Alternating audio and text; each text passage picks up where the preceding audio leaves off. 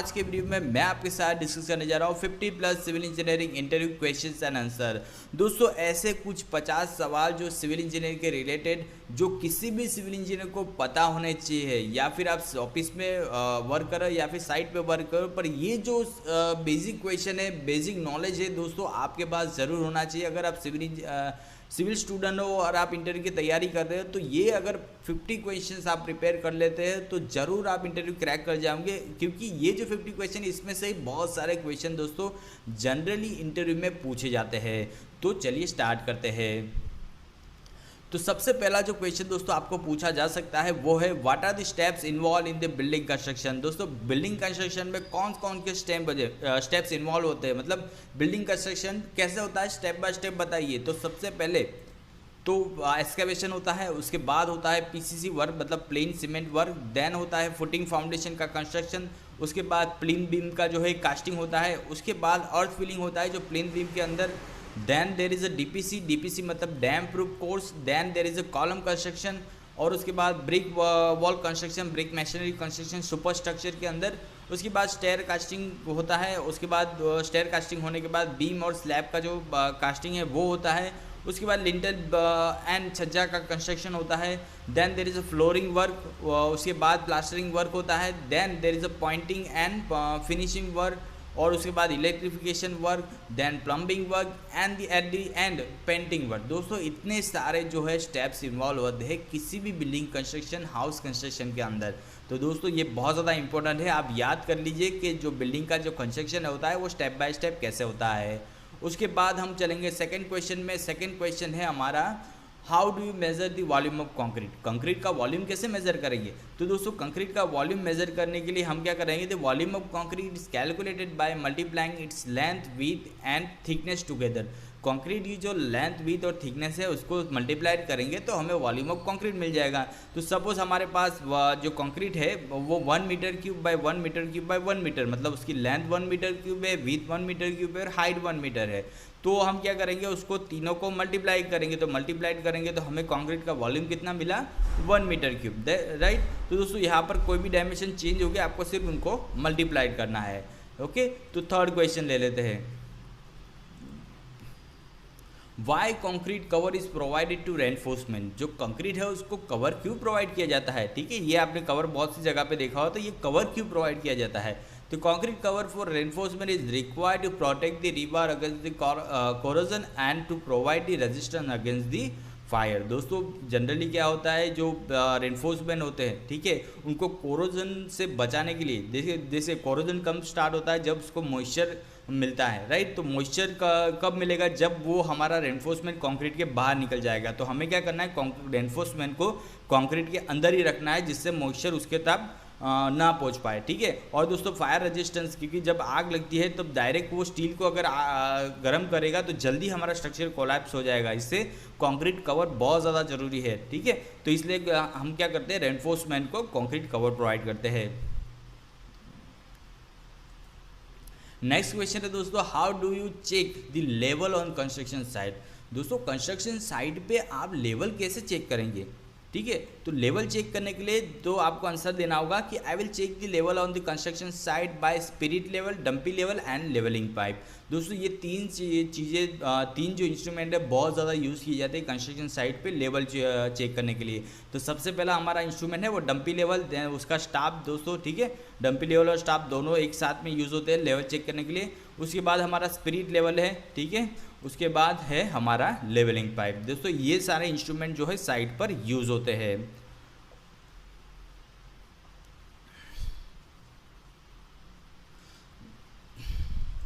उसके बाद next question है what is the accuracy of dumpy level और minimum reading we can take. Dumpy level है उसमें हम मिनिमम रीडिंग कितना ले सकते हैं, उसकी एक्यूरेसी कितनी है।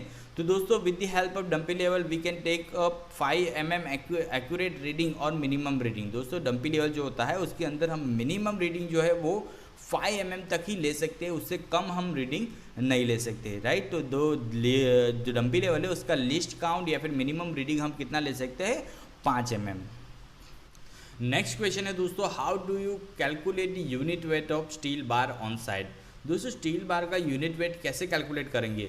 तो स्टील बार जो होता है उसका यूनिट वेट दोस्तों कैलकुलेट करने के लिए एक फॉर्मूला है, उसका ना वो है दोस्तों d² / 162। डी मतलब क्या है, डायामीटर ऑफ स्टील। जो ये स्टील है उसका डायामीटर के अंदर आपको लेना है, और d² डायामीटर ऑफ स्टील का स्क्वायर डिवाइडेड बाय 160 करोगे तो unit weight of steel bar आपको मिल जाएगा, चाहे वो 8 mm हो, 10 mm हो, जो भी साइज डायामीटर का आपका स्टील हो। उसके बाद नेक्स्ट क्वेश्चन है, how do you calculate the weight of 10 mm dia and 12 metre length steel bar on site. दोस्तों साइड पर जो 10 mm डाया का स्टील आता है और 12 मीटर उसकी लेंथ आती है। जनरली साइड पे जो स्टील आता है उसकी लेंथ होती है 12 मीटर की। तो ऐसे स्टील का वेट कैसे कैलकुलेट करोगे? तो दोस्तों ऐसे स्टील का वेट कैलकुलेट करने का कैसे करेंगे, तो by multiplying the unit weight of 10 mm dia steel with the diameter. तो 10 mm डाया है स्टील बार है, राइट, उसका जो यूनिट वेट है उसको हम क्या करेंगे, उसकी लेंथ जो है 12 मीटर से मल्टीप्लाइड करेंगे। तो unit weight is equal to unit weight multiplied by length. तो दोस्तों यूनिट वेट का जो फॉर्मूला है वो क्या था, d²/162, और लेंथ कितनी है 12 मीटर। तो d मतलब क्या है 10 mm, 10 का square divide by 162 multiplied by 12। तो दोस्तों 10² / 162 करेंगे तो पॉइंट यूनिट वेट कितना आ जाएगा, 0.617 मल्टीप्लाइड बाय 12। तो दोस्तों ये जो है 10 mm डाया और 12 मीटर लेंथ का जो स्टील है उसका वेट कितना आएगा, 7.40 kg। दोस्तों इस तरह से यूनिट वेट कैलकुलेट करना है। इंटरव्यू में दोस्तों ऐसे सवाल पूछे जाते हैं। तो अब दोस्तों next question, how do you calculate the unit weight of 60 mm dia and 12 metre length of steel on site. दोस्तों 16 mm एंड 12 मीटर, 16 mm का डाया और 12 मीटर लेंथ हो ऐसा स्टील बार का वेट कैसे कैलकुलेट होगा? तो दोस्तों इसका जो आंसर है मुझे कमेंट कीजिए। मैंने इसके पहले जो क्वेश्चन में उसका आंसर बताया था, आपको सिर्फ ये कैलकुलेट करके मेरे को आंसर करना है। तो ज़रूर कमेंट कीजिए, जल्दी से कमेंट कीजिए, ठीक है, मैं उसका रिप्लाई दूंगा आपको कमेंट के अंदर। तो नेक्स्ट क्वेश्चन है, what is the size of concrete cube. दोस्तों standard size of concrete cube कितनी है, तो 15 centimetre by 15 centimetre by 15 centimetre. जो कंक्रीट क्यूब होता है कंप्रेशन टेस्टिंग मशीन में जो आप कंक्रीट की स्ट्रेंथ चेक करने के लिए जो क्यूब यूज़ करते हैं उसकी साइज है 15 centimetre by 15 centimetre by 15 centimetre, ठीक है। देन नेक्स्ट दोस्तों नेक्स्ट क्वेश्चन है, how do you what to do if any. Next question है दोस्तों, what to do if any concrete cube fails in 28 days compression test. दोस्तों अगर cube testing में 28 दिन में अगर कोई कंक्रीट की जो स्ट्रेंथ है वो फेल होता है, मतलब उसकी जितनी स्ट्रेंथ आनी चाहिए उतनी नहीं आती है। सपोज एग्जांपल के तौर पर ले ले, अगर 28 दिन में M20 ग्रेड का कंक्रीट है और 28 दिन के बाद अगर उसकी 28 Nm/m² स्ट्रेंथ नहीं आती, तब क्या किया जाएगा? तब दोस्तों if the concrete cube fails in the strength test, I will conduct the core cutter test on the concrete and send the report to the higher authority. दोस्तों कोर कटर टेस्ट किया जाता है, राइट, उसके बाद उसको उसकी report है वो हायर अथॉरिटी को भेजी जाती है, ठीक है। कोर कटर में भी अगर कंक्रीट की स्ट्रेंथ नहीं आती है तो ये कंक्रीट है हमें डिसमेंटल करना होगा, डिसअप्रूव करना होगा। Then the next question, what is the mix ratio for M20 grade of concrete? M20 grade of concrete के लिए मिक्स रेशियो क्या होगा? तो M20 grade of concrete mix ratio है 1 जैम 1.5 जैम 3। 1 क्या होगा सीमेंट, 1.5 क्या होगा सैंड और 3 क्या होगा हमारा एग्रीगेट। नेक्स्ट क्वेश्चन है, what is the density of steel. दोस्तों स्टील की डेंसिटी कितनी है? तो स्टील की डेंसिटी है 7850 kg/m³। दोस्तों ये बहुत ज़रूरी है, जब यूनिट वेट कैलकुलेट करते हैं तब भी इसकी रिक्वायर होती है। तो स्टील की जो डेंसिटी है वो है 7850 kg/m³। देन दोस्तों next question in Fe 415 steel grade D 415 मतलब 415 क्या इंडिकेट करता है, राइट। जो Fe 415 स्टील आता है 415 स्टील आता है उसमें 415 क्या है, तो दी टेंसाइल स्ट्रेंथ मतलब जो 415 क्या इंडिकेट करता है, ये स्टील जो है उसकी टेंसाइल स्ट्रेंथ Nm/mm² में इंडिकेट करता है। उसके बाद दोस्तों नेक्स्ट क्वेश्चन है, what is the volume of 50 kg bag of cement. 50 kg का जो दोस्तों सीमेंट बैग आता है उसका वॉल्यूम कितना होता है, तो 0.035 मीटर क्यूब जो है दोस्तों उसका वॉल्यूम होता है। जो 50 kg बैग जनरली मिलता है, देखिए यहाँ पे 50 kg लिखा है तो उसका वॉल्यूम कितना है 0.035 मीटर क्यूब। देन दोस्तों नेक्स्ट क्वेश्चन है, in residential building average value of stair width. दोस्तों एवरेज स्टेयर विथ कितनी होती है रेजिडेंशियल बिल्डिंग के अंदर, तो ये दोस्तों स्टेयर विथ मतलब इसकी बात कर रहे हैं, ठीक है। ये जो है हमारी लंबाई की बात कर रहे हैं, तो ये करीबन 900 mm करीब होती है, मतलब ठीक है। तो मिनिमम दोस्तों 900 mm दोस्तों होनी चाहिए, मतलब 3 फीट के करीब मिनिमम विथ होनी चाहिए रेजिडेंशियल बिल्डिंग के अंदर। उसके बाद दोस्तों नेक्स्ट क्वेश्चन है, the slope of the stair should not exit. Stair का जो स्लोप है दोस्तों ये वाला, वो 40 डिग्री से ज़्यादा नहीं होना चाहिए। ये जो स्लोप है, ये एंगल जो बनता है, ठीक है, ये जो एंगल बनता है वो 40 डिग्री से ज़्यादा नहीं बनना चाहिए। उसके बाद है the minimum diameter of main steel in the column. The main steel जो डायमीटर है कॉलम के अंदर वो कितना होना चाहिए, मिनिमम डायमीटर, तो 12 mm का मिनिमम डाया होना चाहिए। ये जो आपको स्टील दिख रहा है मेन स्टील, ठीक है, रिंग तो मिनिमम 8 mm की हम यूज़ कर सकते हैं, पर मेन स्टील जो है मिनिमम 12 mm का होना चाहिए कोई भी कंस्ट्रक्शन आप करें, ठीक है।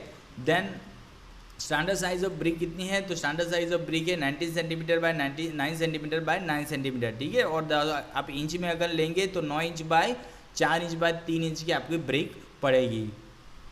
देन दोस्तों what is the unit weight of RCC.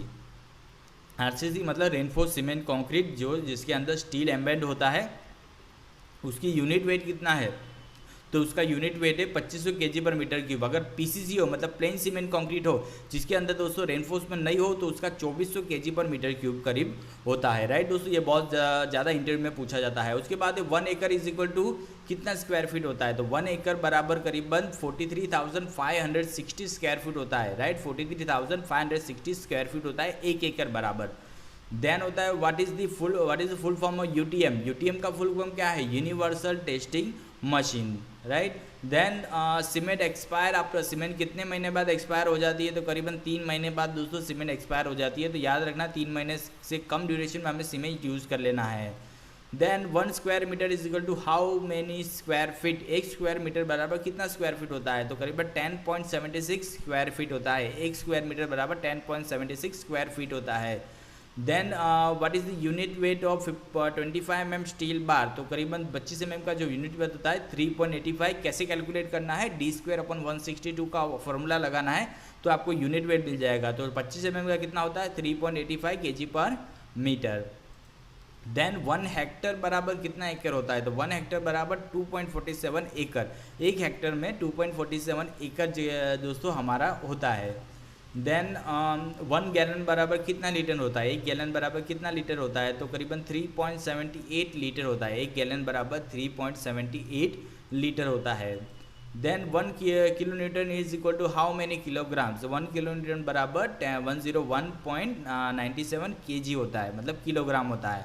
1 kilonewton बराबर 101.97 kg होता है। Then 1 tonne is equal to how many kilograms. 1 tonne बराबर कितना किलोग्राम होता है, तो 1000 किलोग्राम होता है, राइट। 1 टन में 1000 kg या फिर 1000 kg बराबर 1 टन होता है। देन दोस्तों maximum free fall of concrete is allow, मतलब दोस्तों कितने ऊपर से हमें कंक्रीट का फ्री फ्लो दोस्तों अलाउ कर सकते हैं। दोस्तों कई बार कंक्रीट बहुत ऊपर से फेंका जाए तो उसके अंदर सेग्रीगेशन और ब्लीडिंग की प्रॉब्लम आ जाती है, ठीक है। तो कितने ऊपर से कंक्रीट को हमें फेंकना चाहिए, तो करीबन 1.5 मीटर दोस्तों अलाउड है, उससे ज़्यादा हमें हाइट से कंक्रीट को नहीं डंप करना चाहिए।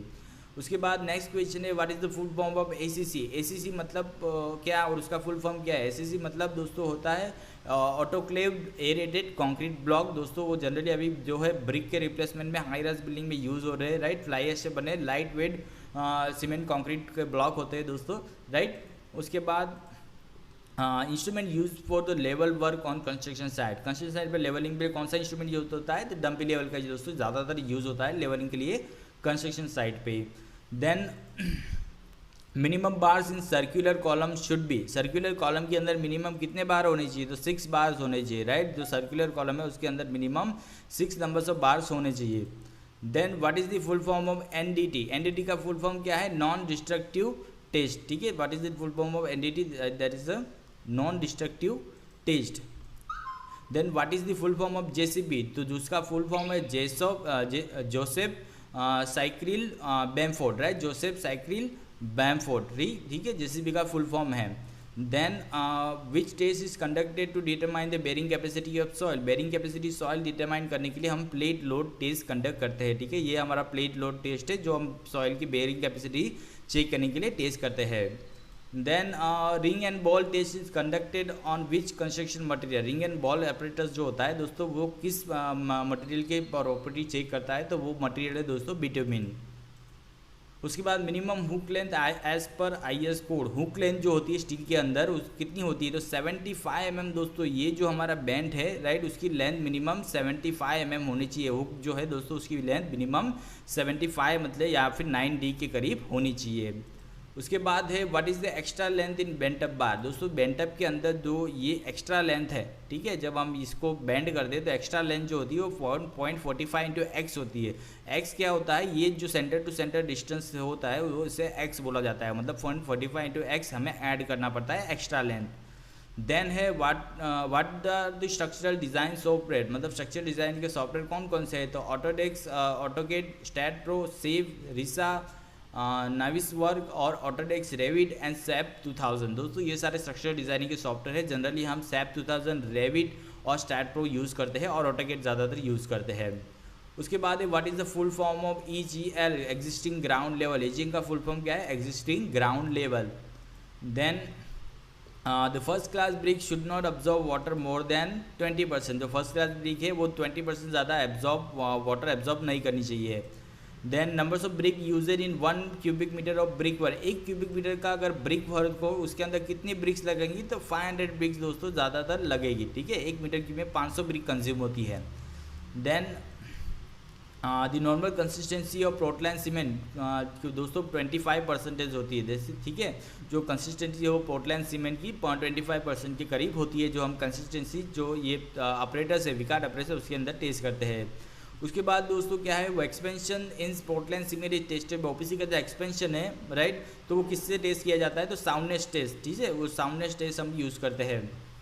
उसके बाद है according to IS code the full strength of concrete achieved after 28 days. आपको IS कोड के हिसाब से जो पूरी स्ट्रेंथ है कंक्रीट क्यूब की वो कंक्रीट की वो 28 दिन बाद आ जाती है। उसके बाद है what is the 53 in the cement 53 grade right, cement 53 grade जो होता है उसके अंदर 53 क्या है, तो it indicate the strength of cement, मतलब दोस्तों 53 न्यूटन पर mm² जो है सीमेंट की स्ट्रेंथ दोस्तों वो इंडिकेट करता है। Then minimum grade of concrete use for RCC minimum grade of concrete कौन सा यूज़ करना चाहिए, तो M20 grade minimum grade of concrete हमें यूज़ करना चाहिए। Then what is the full form of EIA का फुल फॉर्म क्या है, तो इन्वायरमेंटल इम्पैक्ट असेसमेंट दोस्तों, ठीक है, ये बहुत ज़्यादा इंपॉर्टेंट है।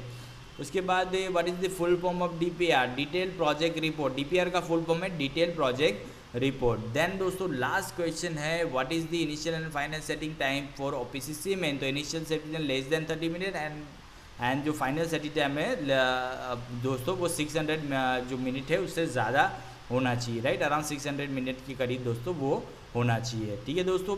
तो ये थे दोस्तों सिविल इंजीनियरिंग के इंपॉर्टेंट क्वेश्चन। अगर आपको दोस्तों ये वीडियो मेरा अच्छा लगा तो जरूर सब्सक्राइब कीजिए।